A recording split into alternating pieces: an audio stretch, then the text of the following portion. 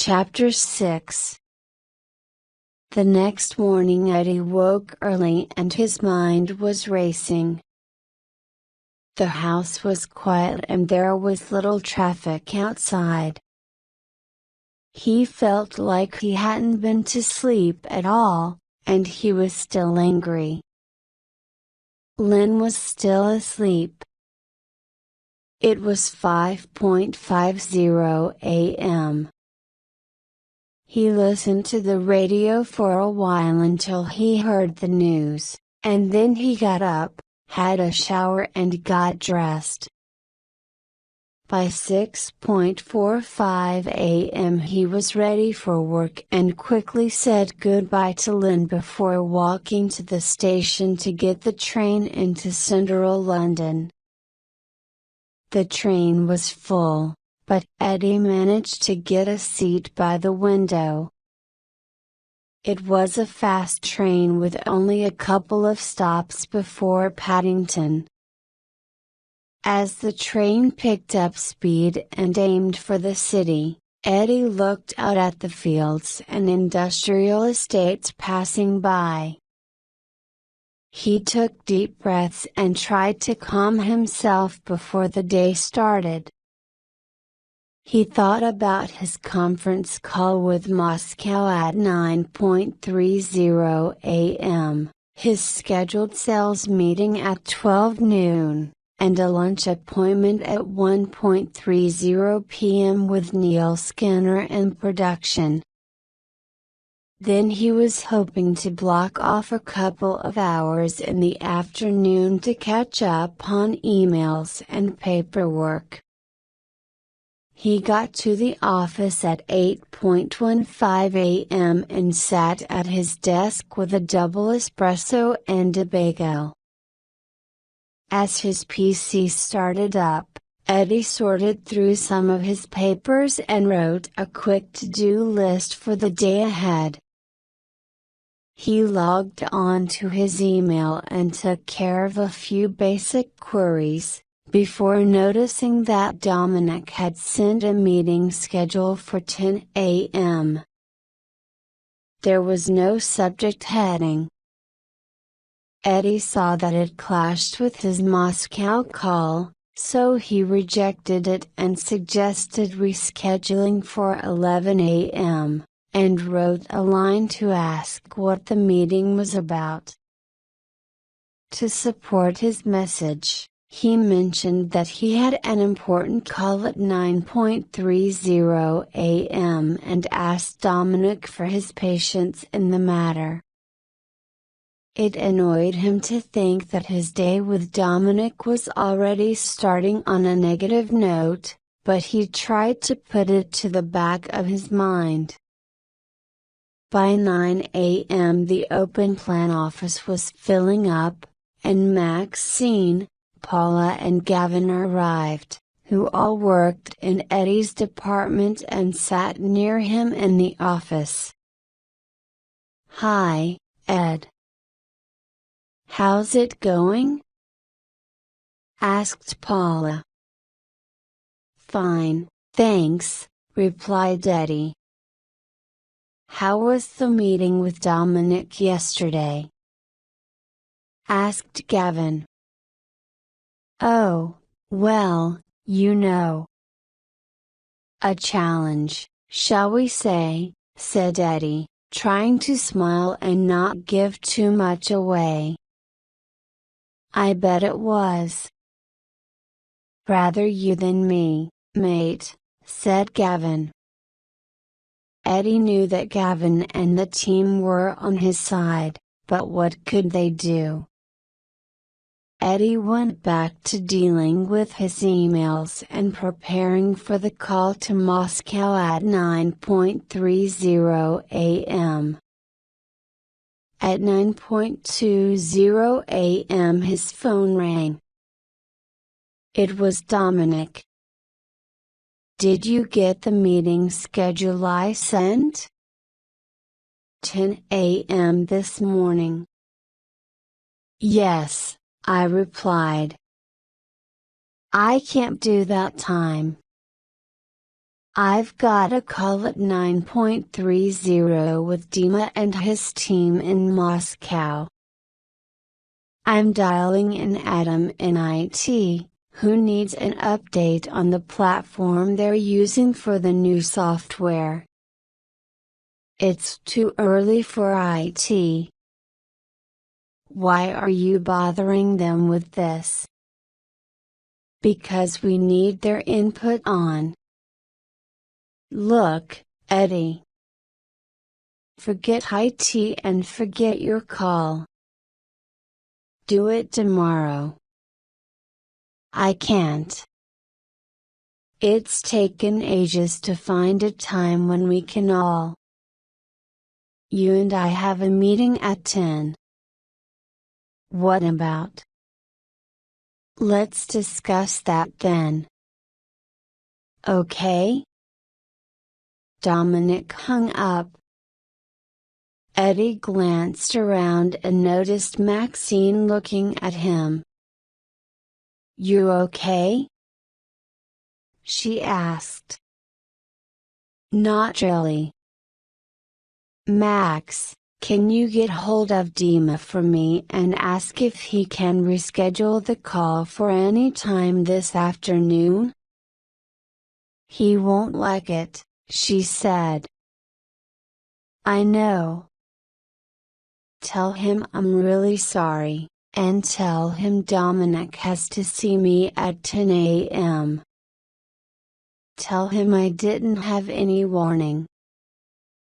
He'll understand. Eddie tried to smile again. This smile was more fake than the last, and Maxine could see it. Okay, she said.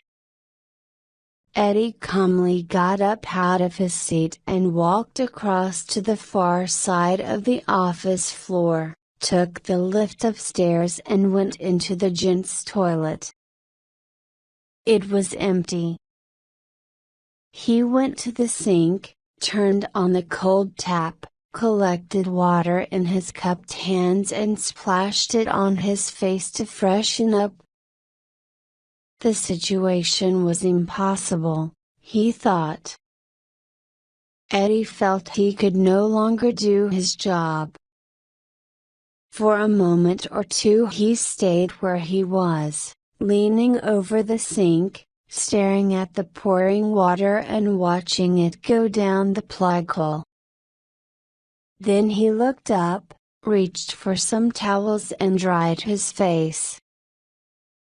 At that moment the phone in his pocket announced the arrival of a text with the sound of a mystical harp. It was from Lynn. Sorry about last night, hope you are okay. Stay strong. Dee is a useless robot and he knows it. Love you. Eddie smiled and punched back a quick reply, thanks. Love you too. The text and cold water seemed to give Eddie enough strength to go back and face another meeting with Dominic. It was almost 10 o'clock.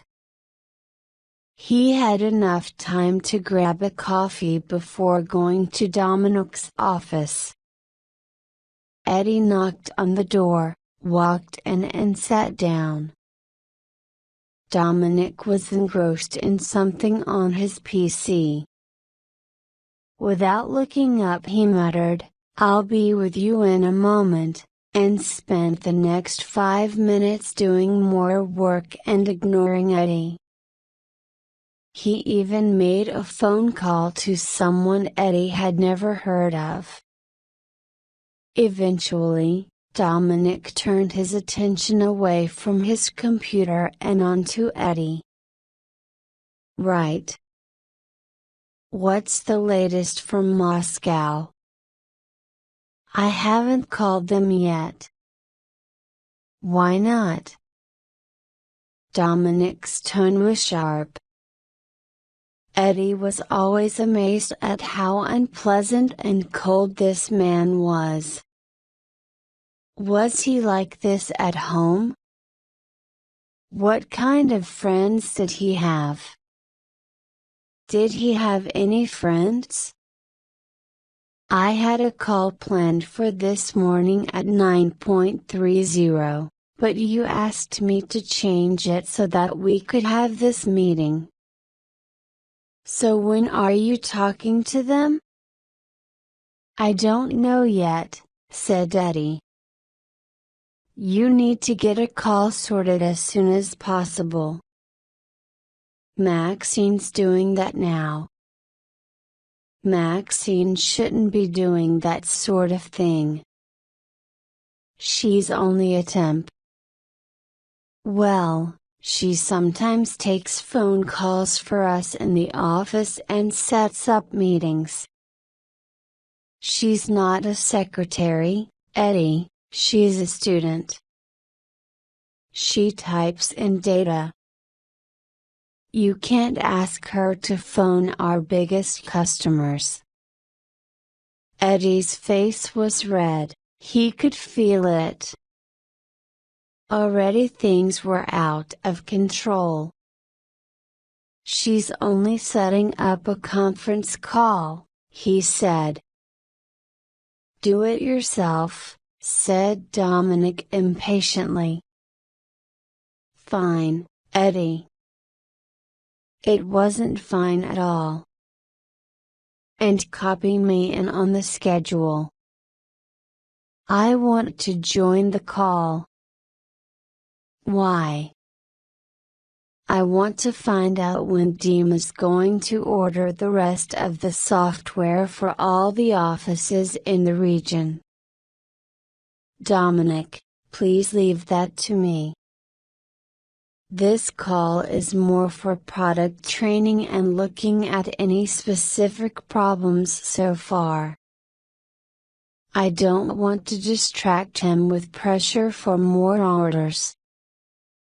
We have time for that. We don't have time, Eddie. Yes, we do. At least until my next visit to Moscow. That's when we will be looking at the next orders. As a matter of fact, I've got a meeting with Neil in production today to look at costs. There was a knock on the door and Neil Skinner, head of production, walked into the office. Well. Here he is, said Dominic. Come in, Neil. We were just talking about you. Nothing bad, I hope, said Neil.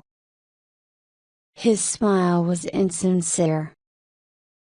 He was a very tall, thin man who always looked pale and wore dull suits. The gray man, they called him in the office. Neil was Eddie's main contact in production for all things related to the Moscow project. He was a cold character who took himself very seriously and had little sense of humor. Like Dominic, he had a superior manner and was stubborn. When engaged in conversation, he looked at the other person critically, judging them negatively. Neil always tried to give the impression that he knew everyone and that he was in charge, but it was clear he was not really comfortable in his role and didn't really know what he was doing. He hid behind business jargon, name dropping and things he had learned from going on too many training courses. But bosses liked him. Employees and customers did not. They thought he was a waste of time. Eddie knew he was a waste of time. Neil, thanks for joining us. No problem, Neil replied. so agreeable. So good with a boss around. Neil crossed his long legs and folded his arms. Eddie now had a feeling that this meeting had been arranged, and that Neil was part of it. It was no coincidence that he had turned up at that point. "Did you see the match last night?" Neil asked Dominic. Still no smile. "No, I missed it. I heard that new defender Slater scored an own goal and saved us." "That was very kind, thank you. We're still 5 points ahead of you, though." "Not for long. You've got Chelsea on Saturday, and then you're away to Liverpool the following week." "Gentlemen," interrupted Eddie, "if it's okay with you, could we get back to business?" "The thing is, Eddie," said Dominic, "we need more people on the Moscow account." Eddie wasn't sure where this was going, but he was slightly encouraged by the possibility of getting more assistance. "Right. That's good," he said, trying to be positive. "We're short-staffed, as you know, and we could use more help." But he still wasn't sure why Neil was there. He remained still and quiet, looking first at Dominic and then at Eddie. "So Neil has agreed to take charge and give you guys a hand." Dominic looked back at his computer screen, then tapped something on his keyboard. Eddie looked at Neil. "Take charge of what, exactly?" he asked, looking back at Dominic. "Take charge of the account. In Moscow." Dominic gave a little laugh. Eddie went cold. He could feel the sharp blade of realization under his back. "Are you moving to Moscow, Neil?" he asked, confused but hopeful. "No, mate. I'm staying in London." Neil smiled his superior smile. Eddie did not like the sound of this. He didn't like being laughed at either. Eddie turned his attention to Dominic. "Dominic, I don't quite follow. What's going on?" "I've decided to make some changes in the team. Neil has a lot of experience in this field, so you will report to him. He is now head of product and business development. It's a new position." Neil kept his eyes on Dominic the whole time. He looked very pleased with himself, as if he was waiting to be given a trophy of some sort. "It makes sense, Eddie." "Really," said Neil. "I'm not interested in your opinion," snapped Eddie. He was trying to stay calm, but inside he was ready to explode. He tried to keep his voice steady. He leaned forward on Dominic's desk and looked him in the eye. "So what's my position?" he asked. Chapter 7. The Parvena docked quietly at Bridgetown, Barbados, at 7:20 a.m. Eddie and Lynn were already awake and they lay in bed listening to the radio.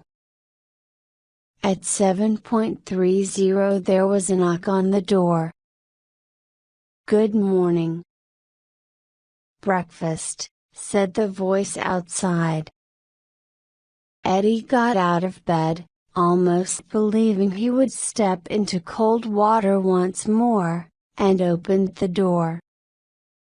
A young, smiling man brought in a large tray full of cereals, orange juice, pastries and a cafeteria of coffee. Eddie led him through the cabin to the balcony door, which he opened. The humid air struck him immediately. "Phew, it's warm." "Leave the tray inside," he said to the man. "Thanks." Eddie gave him a few dollars and the man left. Eddie looked out across the harbor view to where blue sea met white sand, to the houses dotted about the town, and to the green palm trees inland. Market stalls were already being set up near the ship, where locals could sell souvenirs and fruit to the passengers. Eddie heard the distinctive metallic sound of a steel band and saw 5 boys playing down below. He could see at least 3 other ships in the harbor. Given his nightmare, he really appreciated the fact that this was the reality. "Good morning, Mrs. Millionaire." "Another day in paradise," he said. "What's for breakfast?" asked Lynn, yawning. "Get up and have a look." "You seem very awake and lively," she said. "Yes, well, after last night's trip to hell and back, this comes as a relief." "You were in a terrible state. Do you remember?" "Yes." "I'm trying not to think about it," said Eddie. And he really was trying not to think about it, about the dream, about Dominic Stevens, about the real nightmare of 16 years ago. But he knew it wouldn't be easy. "Damn him," he said under his breath. Lynn and Eddie had decided to do different things that day. Eddie had chosen to go on a catamaran and snorkeling trip in the morning, while Lynn had booked tennis lessons.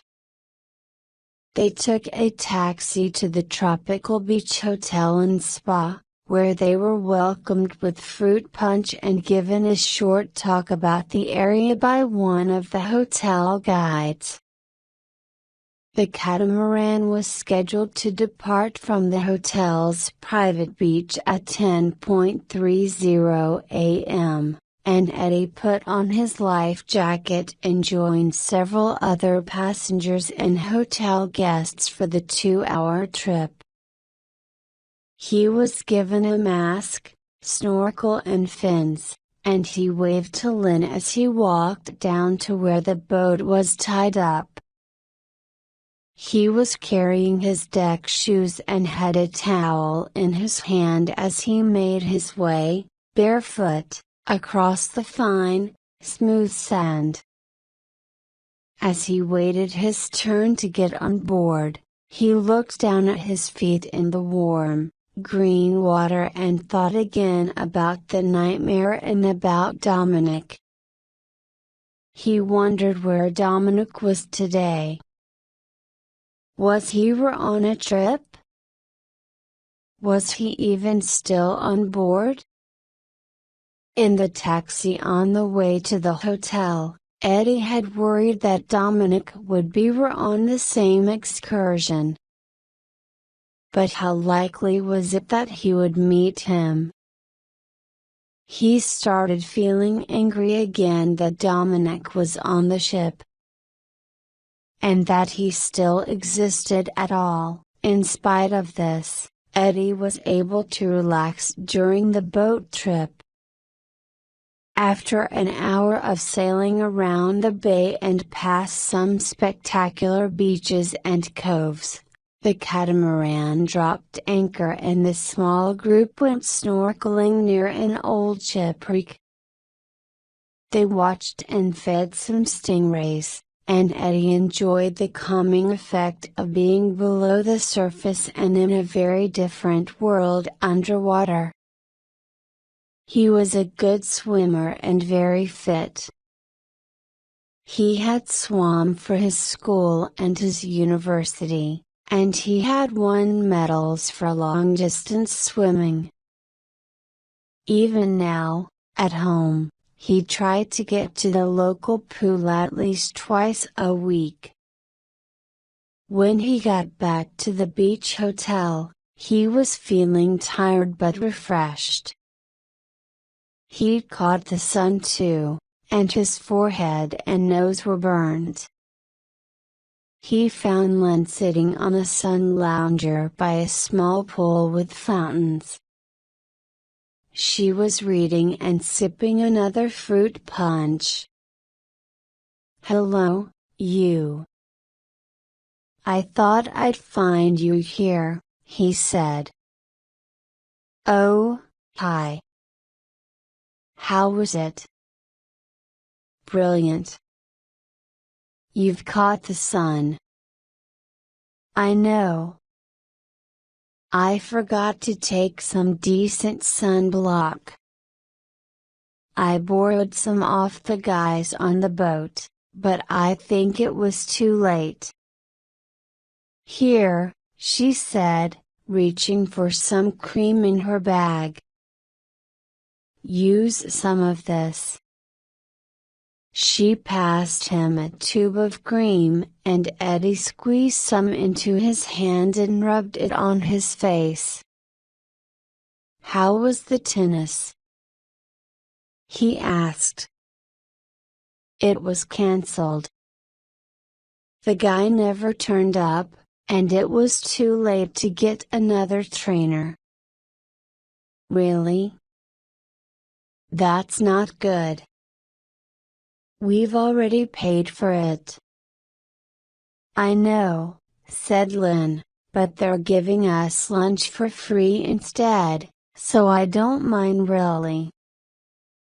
I'm booked for tennis again in St. Lucia in a few days, so that's okay." He mocked her. "Listen to you. I am booked for tennis again in St. Lucia in a few days," she says, sipping her cocktail. Then he said, "This is the life, eh?" "It certainly is." "Oh, look, here's Jen." "Who's Jen?" asked Eddie, looking around. He thought she looked familiar.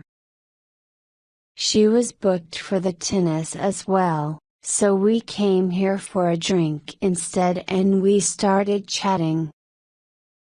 "You'll never guess who she is." "I know her, don't I?" asked Teddy. "Yes, and number." "The same thing happened to me when I first saw her." "She's from the ship." "She must be," he said. Jen was almost at the pool where they were sitting. "Yes. Not only that. She's the singer in the band." "Oh yes," said Eddie, turning to meet her. She had on wide sunglasses and a baseball cap. She wore a colorful sarong with palm tree patterns, and her t-shirt was orange with a black saxophone logo. She was carrying a drink in one hand and a cigarette in the other. "Hi, Lynn. Is this your man then?" asked Jen. "Yes, this is Eddie." "Eddie, this is Jen." "Nice to meet you, Jen," Eddie said, shaking her hand. "Likewise," she said. "How was the boat trip?" "Great, thanks. They took us around some fabulous beaches. Then we stopped and swam off the reef near an old shipwreck." "Cool," said Jen. "Some stingrays came by and we were given some food for them." "Oh, I'd love to do that, but I'd be terrified," said Jen. "They're not that dangerous actually, although they can give you a nasty bite." "Ugh," said Lynn. "Or sting with their tail," added Jen. "Yeah, well, that's true." "It's rare, though," said Eddie. "That usually happens if you stand on one when they're buried in the sand in shallow water." "Aren't you afraid of sharks?" asked Jen, lifting up her sunglasses. "I try not to stand on sharks," said Eddie, smiling. "You know what I mean."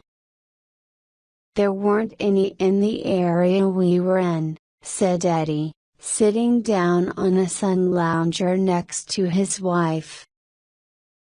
"How do you know?" asked Lynn. "Well, you don't. You have to hope that there aren't any." "You must be mad," said Jen. "It's worth it. The fish you can see near the reef are so beautiful." "Well, Jen and I have been doing as little as possible, haven't we, Jen?" "Absolutely," said Jen, sitting back on her lounger and sipping her drink. "So, no tennis, then?" asked Teddy. "No," said Jen. "But we get a free lunch," she added. "So I heard," said Eddie. "What are you doing later?" "Well, my partner will be here soon and we're booked to go on the island safari."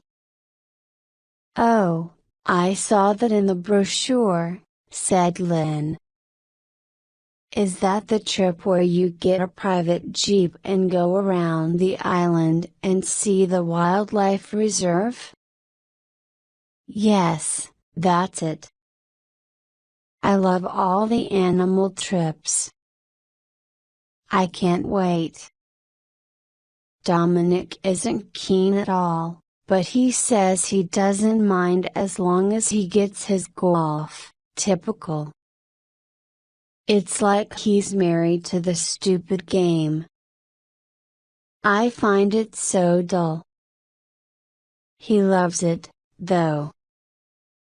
Do you play golf, Eddie? Chapter 8. "So, what's your position?" asked Clive later that evening at Eddie's house.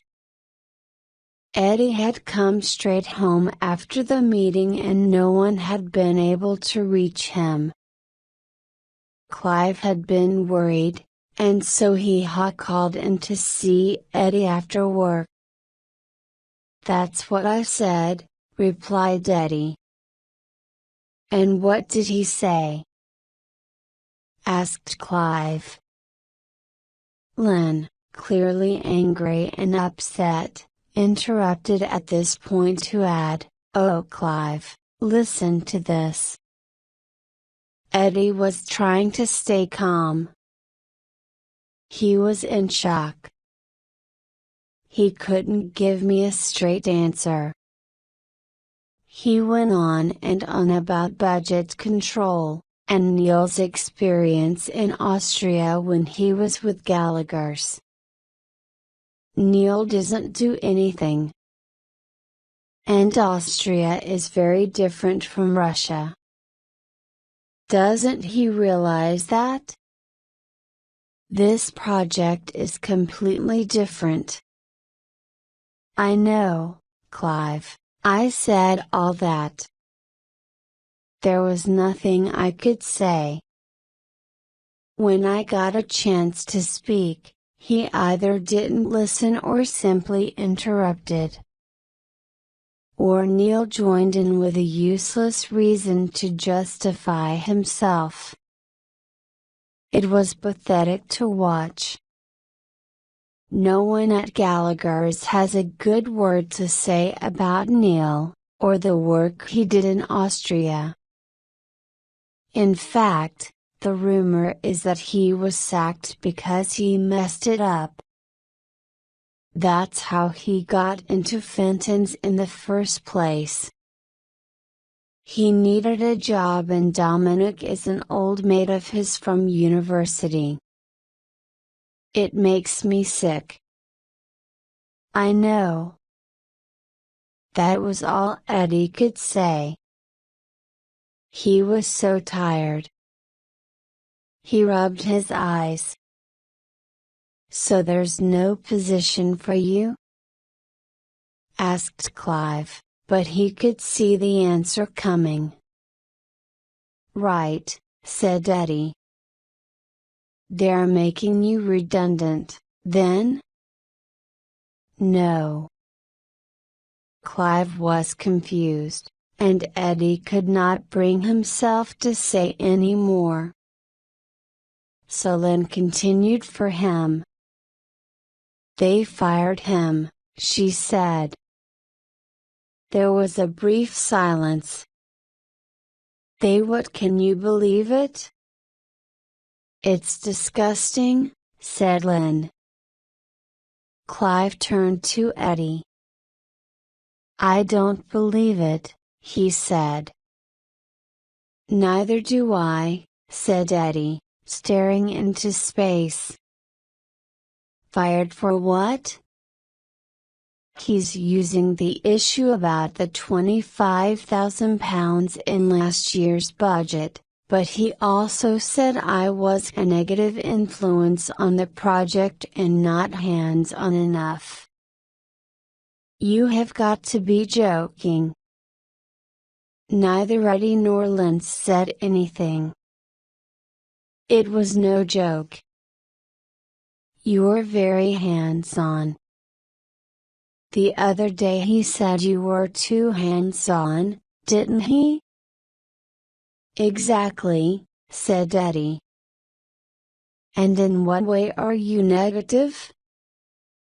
You are more enthusiastic and positive than the two of them put together, said Clive. Eddie didn't say anything. He just wants a yes man, continued Clive.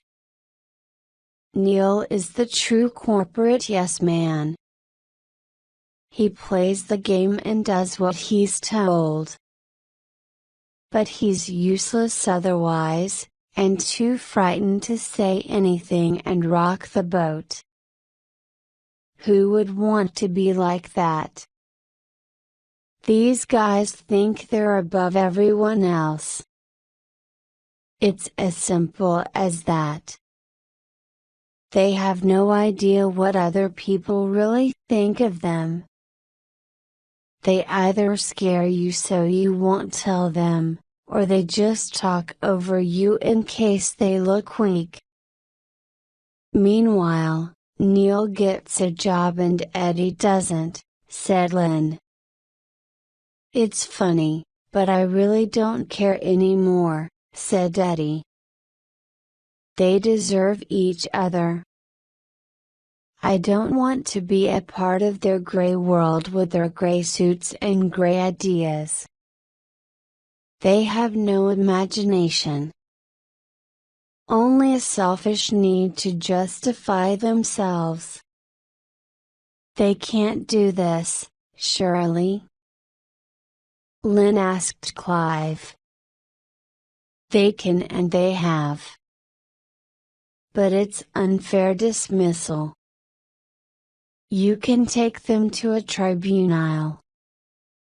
I'm not sure I can cope with that, said Eddie. But you have to, said Lynn. You've got to fight it. All I do with him is fight. Now he has Neil to do his fighting. And he says he has the full support of Anne and Gary, so they're no help. You should have played more golf, Ed, said Clive sarcastically. Eddie thought about that for a moment and then said, now that I have no job, maybe I'll have the time. The next morning Eddie went into the office early again to clear his desk. There were only a few people there. He saw Adam from IT, who came over to him. He noticed Eddie was busy emptying drawers and throwing files and old documents away. Hi, Ed, how's it going? Doing a spring clean? Good man. Long live the paperless office. Not exactly, Adam. I'm leaving, as a matter of fact. No way. He said. I had no idea. Me neither, said Eddie, reaching for a folder and glancing quickly at its contents. He got halfway through and then threw the folder into the bin. What's happened? I was fired yesterday, said Eddie. The words sounded unreal when they came out. What for? Oh, it doesn't matter. You're one of the best people here, Ed. I mean it. Thanks, Adam, but they don't want the best here. They just want. Eddie stopped for a moment and looked across the office, deep in thought. You know what, Adam, I have absolutely no idea what they want. He turned and looked at Adam. And do you know what the worst thing is? What? They don't know either. My guess is they just want to be in charge. Nothing else matters. They just want to move people around and feel important, said Eddie, slamming a cupboard door shut and pushing his chair away from the desk. They don't think about the people, their work, their customers. They don't care about loyalty. They don't care about building a business. They talk, have meetings and play golf, but they don't know the business and they know they need us to make it work. You know your problem, came a voice from behind them. You were never a corporate man, Eddie. It was Neil. Eddie was completely taken by surprise. He was both embarrassed and furious to see him standing there. Adam started walking away. Look, Ed, I'll catch you later, he said. Let's have a drink before you go, okay? Sure, said Eddie, who decided to ignore Neil and finish clearing his desk. You need the skin of a crocodile in this business, I'm telling you. Eddie tried to ignore him and carried on throwing away files, paper, software manuals. Everything. Besides, continued Neil, Dominic needs someone like me. Someone more academic. He needs someone who can talk to him. Eddie stopped and looked at him. Was there no end to Neil's patronizing arrogance? Neil, you're deceiving yourself. Dominic wants a yes man. Pure and simple. Now he's got one. Congratulations. You're upset. No, really? Amazing. How did you guess? Look, I don't have a problem with you. It's nothing personal. That's so generous of you, Neil. I feel so much better, said Eddie, moving up close to him. He could smell Neil's stale cigarette breath. Well, I have a big problem with you, and, believe it or not, I am taking this very personally. I guess I'm human, not a crocodile. What would you rather be? I know how you feel, said Neil. You have no idea how I feel, and don't talk to me about how to talk to people like Dominic. He needs someone more academic, indeed. What does that mean? And corporate.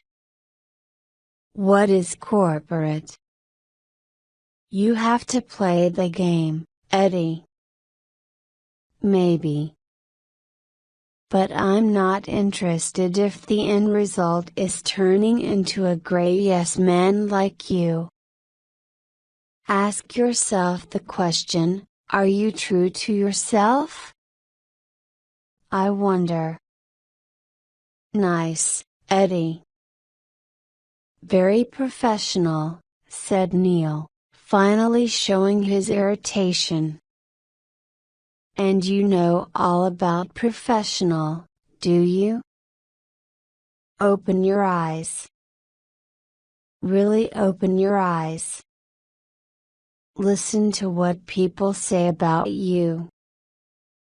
You're deceiving yourself and I actually feel sorry for you. And if you want a second opinion, go and ask people here or your old friends at Gallagher's. Neil was walking away now, so Eddie shouted after him, did they give you a good reference, by the way?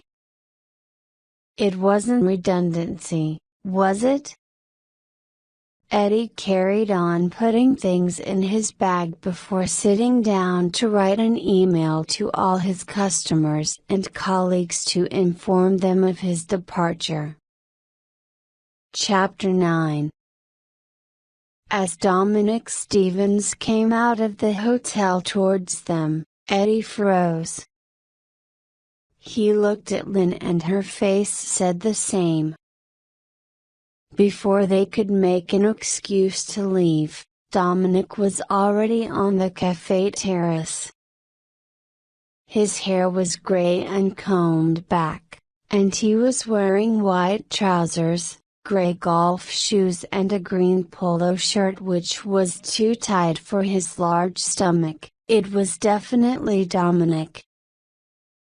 the same hard face but now with a dark tan, though his chin and cheeks were fuller than the last time Eddie had seen him.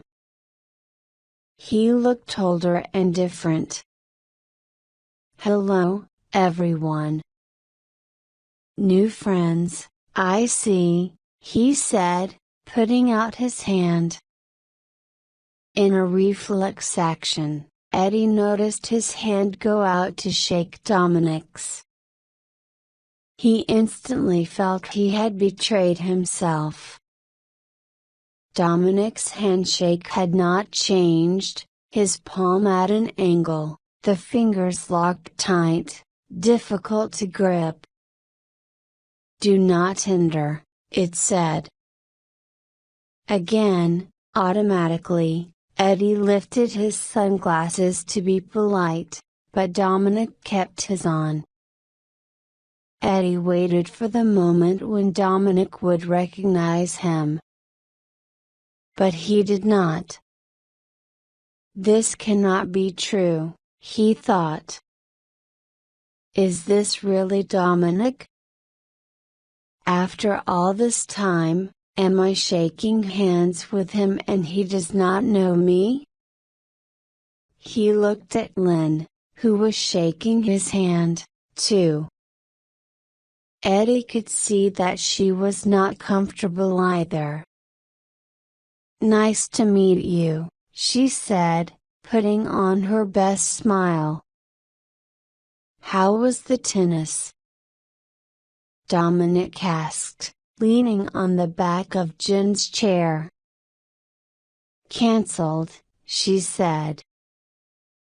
"Then I met Lynn and we've been working hard on cocktails since we got here." "Ah, it's a hard life," he said. "Yes," thought Eddie. "It can be very hard. And some people make it harder." His head was quickly filling up with flashes of memory. Angry words and images. "So, what are you guys going to do?" asked Dominic. We've got to get back to the ship," said Eddie. "I thought you were staying for the free lunch," said Jen. "Ah, there's no such thing as a free lunch, eh, Eddie?" Eddie wasn't sure if Dominic had recognized him. Maybe. Maybe not. Or maybe he was unsure and was playing for time? He never showed much emotion, and behind the dark glasses he looked almost robotic. "I don't really know," said Eddie. He was still trying to recover from the shock of Dominic standing there in front of him after so long. "Sure. I've been in business 25 years and I can tell you no lunch is free." "Right," said Eddie. "Right, well, nice to meet you both." "Come on," said Jen, "stay for lunch." "No, really, I've had too much sun, I think," said Eddie. "Well, we can sit in the shade," said Jen. "No, I mean I don't feel too well," Eddie said. Said Dominic, finally lifting up his glasses and having a good look at Eddie's face. "Your nose is burned, but you do look quite pale otherwise. You look like you've seen a ghost." Eddie looked into Dominic's eyes. He did not see any signs of recognition. He looked away. "Right. Yes. anyway. Lynn? He said. Yes, she said, standing up. I'm coming. Well, maybe we could meet for a drink after I finish tonight? Asked Jen. She's a great singer, isn't she? Said Dominic. Yes, said Eddie. Wonderful, said Lynn. I'm off at about 11, so I'll come over to the bar and we can meet you both then. We'll see how Ed feels, said Lynn. Sure. Well, tomorrow then? Or breakfast? Dominic was laughing. We're stuck together on the ship for the next 2 weeks, so there's no getting away, is there? Eddie had never imagined Dominic on holiday. He only remembered that Dominic always came back from holidays complaining about the children. Ah, it's good to be back in the office, he used to say, away from the kids. Eddie felt sorry for Dominic's family whenever he heard him say that. What would his kids say if they heard him say that? Eddie had once asked Clive. Why did he have kids or family at all if he preferred to be in an office? Because these guys like to be the center of the universe, and kids and partners take that away from them. Besides, family life and kids are all about showing emotion, and they find it too scary. That's why they hide behind desks and power. Can you imagine Dominic or Neil trying to be with their kids? They don't know how. They probably didn't know how to be with kids when they were kids. That's so sad, Eddie had said. They are sad. They've missed the best things in life and think money and status are enough. But they are so superior in their own minds that they don't know it. So they're actually happy? Ignorance is happiness? Maybe. I'm not so sure. How often do you see these guys relax, laugh or even smile? True. Well, there's your answer. Eddie? Lynn's voice suddenly brought Eddie back to reality. Eddie? Are you coming? Yeah. Sorry, he said. See you guys later. Bye, said Jen and Dominic together. Eddie and Lynn walked back through the hotel to the taxis. As they went back to the port and the ship, Lynn spoke first. Well? He looks older. He's still got that arrogant look.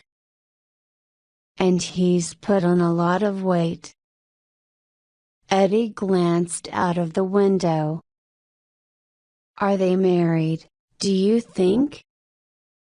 What happened to his wife? Don't know, said Eddie. I hope she left him. For her sake. I wonder what Jen is doing with a man like him, then? Goodness knows. He's old enough to be her father. The taxi moved along the harbor and past the yachts in the marina. Eddie was shaking his head in disbelief. "I don't believe it, Lynn," he said. "Can you believe it?" "Number." "But at least he doesn't remember you," she said, looking at him. Eddie kept staring out of the window. "Do you think not?" he said. "Oh, come on. It's over 16 years, Ed." "If he had remembered you, he would have said something, don't you think?" "Not necessarily. You never know with him." "I never knew with him. He's a snake. A fat snake now, of course. But still a snake." "Maybe he's changed," said Lynn hopefully. "I doubt it." The taxi slowed down and stopped near the gangway for the Parvina. They paid the driver and got out. "It doesn't matter if he's an angel now. I'll never forgive him. The 3 things I hate most in the world are arrogance, bullying and betrayal. He's guilty of all 3. Well, let's hope he doesn't remember you. We don't have to see them anyway. He's with the singer of the ship's band, Lynn. We'll see him every night." Lynn walked in silence onto the ship and into the reception deck. What could she say? That night Eddie and Lynn had dinner in the main dining room, which was full, as it was every night. As the sun went down and the room got darker, Eddie found it harder to see if Dominic was in the room or not. Throughout dinner he had expected him to turn up, but he was not there. As they finished dessert and drank their coffee, however, Dominic appeared and took a seat at the bar to watch Jen. "There he is," said Eddie. "Oh yes. Well, maybe we could go back to the cabin, or the casino." "No, Lynn. We're not letting him push us around again. But he'll soon see us and come over." "I doubt it. He was always antisocial." "Maybe he's changed." "You keep saying that. People like him never change." Eddie sipped his coffee and said, "I think I need to know for sure if he remembers me. I'd feel a lot happier." "But why, Ed? What good will that do?" she asked. "I can't explain." "Eddie, please." "Look, he's leaving anyway. He's not going to bother us." But Eddie had already got up from the table and was walking over to the bar and the exit to follow him. He followed Dominic down the corridor and past the Starlight Lounge, where people were playing cards and reading. He followed him through the door, out onto the side deck and to the stern of the ship. It was dark, and Eddie thought he had lost him. But then he swelled the unmistakable cigar smoke and he saw him. The earlier breeze had been replaced by a strong wind and the sea was quite rough. He noticed Dominic in a small area, alone, sheltered from the wind, leaning onto the rail and looking out to sea. "Hello," said Eddie, walking up to him. "Oh, hello there. Getting some fresh air?" "I suppose so." "Me too," said Dominic.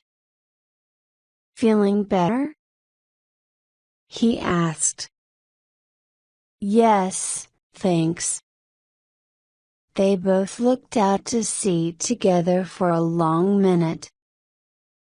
Eddie broke the silence. "You don't remember me, do you?" he asked, looking at Dominic. "Yes, I just asked if you were feeling better. We met at the hotel today. Your wife's tennis was cancelled." "No, not here. Back home." "At work." "What do you mean?" asked Dominic, looking at Eddie. "Where?" Eddie knew Dominic had been in many companies. Creeping his way in, then getting thrown out. Dominic called them redundancies. Others knew better. Fenton's. Dominic looked at him and then looked harder, using the light coming from the spotlight on the wall. "What's your surname?" he asked. "Monroe." Dominic appeared to be trying to remember. "I was in sales. There was the big project at Saraya in Moscow." "Ah," said Dominic. "Eddie Monroe." "Yes." He smoked his cigar some more, buying time. "When was that?" he asked finally. 16 years ago. "Wow, good memory," said Dominic.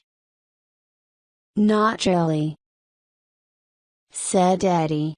"You fired me and it's not something one forgets." "Did I?" And Dominic actually laughed. Over the years Eddie had imagined meeting him again and confronting him.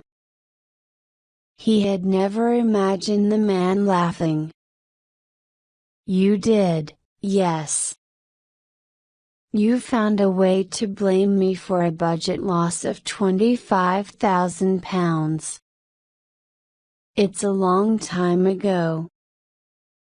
"I honestly can't remember," said Dominic, still smoking, looking back at the sea. Eddie was staring at him. His mouth was dry. He was trembling. "Well, I remember." "Good for you," said Dominic, and now his tone was changing. Less interested. Colder. "Actually, I remember you were an incompetent bully. You made my life miserable." Dominic turned around and looked at Eddie. "Is that so?" It was too dark to see if he was angry or not. Eddie felt that the situation was getting out of control, but there was no turning back. The words were coming out on their own. "I was very successful at Fenton's," said Dominic firmly, and one reason was probably because I was able to get rid of useless rubbish like you. They fired you from there eventually, I heard. Why was that? Dominic started walking away. An interesting reunion, my friend, but it's late and I'm bored with this conversation. I suggest you leave the past in the past and move on. Eddie grabbed his arm. He felt Dominic's body stiffen. Get your hands off me, Dominic said, putting his cigar in his mouth to free his hand. I moved on, Dominic. I moved on after you took away my job, my money, my peace of mind and almost my wife. Eddie was angry now. The words were not coming out right anymore. I've seen your wife, Eddie, Dominic said, laughing. I can't tell you that you still need to move on. What does that mean? This time Eddie pushed him against the rail of the ship and hit the cigar out of Dominic's mouth. The light was shining on Dominic's face, and Eddie saw a mixture of surprise and anger. Hey! What is your problem? He shouted, but they were out on deck in the wind and darkness and it was like a whisper. Dominic pushed back against the rail, but Eddie would not let him move. You are my problem. Eddie shouted. He had no idea what he was doing anymore. He was scared, and angrier than he had been for a long time. Move away, Eddie. This is unacceptable. Unacceptable. Unacceptable. Oh, really? So, after all these years you know what is acceptable and unacceptable. What you and Neil Skinner did to me was unacceptable. The way you patronized and intimidated me was unacceptable. You cheated and lied. You were so smug, so superior. I was the boss. I made tough decisions. You were a casualty. It happens in business. Sink or swim, my friend. Get over it. Without thinking, Eddie brought his knee hard and fast up into Dominic's groin. Dominic shouted out in shock and blinding pain, but was able to push his hand hard into Eddie's face. Eddie lost his balance for a moment, giving Dominic time to stand up straight. Dominic pushed Eddie in the chest, but Eddie did not feel it. He was too busy getting his hands around Dominic's neck. He squeezed and squeezed, and Dominic tried to get himself free. But he could not. Eddie's hands were locked around Dominic's throat. He dug in his nails to be sure. He pressed his thumbs. Dominic was trying to speak, but he couldn't. He choked out some words but Eddie could make no sense of them. Just shut up. Shut up. You stupid, arrogant man. Eddie growled at him. Eddie could finally see fear in Dominic's face, which had gone pale, and his eyes stared back at him. Eddie could see he was going to pass out, so he loosened his grip. "What am I doing?" he thought. "This is madness." But the moment he let go, pain suddenly shot into Eddie's ear as Dominic threw a punch to the right side of Eddie's head, and then to his right side into his ribs. Eddie was wild and angry once more, this time pushing Dominic back onto the ship's rail. Hard against the rail. Fast against the rail. Dominic shouting in pain once more. Eddie punching and punching. "Okay, okay, enough, enough. Stop," pleaded Dominic, his arms up in defense. Eddie stopped. He loosened his grip again and waited for a reaction from Dominic, but none came. Eddie stood back and watched Dominic try to stand up against the rail. Dominic was holding his stomach and breathing heavily. He coughed a couple of times. His head was down. Eddie was out of breath himself. He hadn't been in a fight since he was 15. It felt just the same even as an adult, tiring, frightening and sore. That time there was a crowd watching. This time there was no one. "Don't come near me or speak to me again. Ever. Do you hear me?" Dominic was still trying to get his breath. Either he could not speak or he did not want to. But he said nothing. Eddie took one last look at him and backed away until he was at a safe distance. Then he left the deck and went back inside. That was the last time anyone ever saw Dominic Stevens.